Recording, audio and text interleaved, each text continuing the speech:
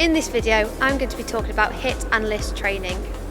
HIIT stands for High Intensity Interval Training. It involves short bursts of intense exercise alternated with low intensity recovery periods. With HIIT, your heart rate is generally at 80 to 95% of your maximum heart rate for the high intensity intervals. Due to this, a HIIT session is around 20 minutes. Ensure you are thoroughly warmed up and well conditioned to complete the HIIT session. This will prevent injury.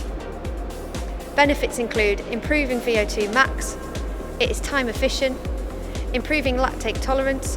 HIIT also leads to greater excess post-exercise oxygen consumption, also known as EPOC. This means that after you have finished your exercising, your body will continue to burn calories at a higher rate than normal. A typical HIIT workout structure may include 45 seconds of squat jumps, followed by 15 seconds rest, then moved on to 45 seconds of mountain climbers into 15 seconds rest. This then continues with different exercises until you complete your HIIT workout. LIST training.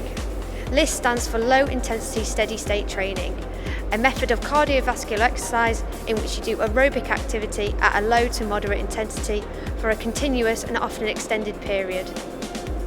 LIST approximately lasts for 40 to 60 minutes. Your heart rate is around 40 to 50% of your max heart rate within this training. Benefits include aiding fat loss. It is accessible and scalable for all fitness levels. It allows for easy recovery, and it can also be used as a great recovery session after a high intensity workout. An example of LIST is most often associated with running, cycling, brisk walking, swimming, and other cardio activities that require longer sessions of low intensity exercise.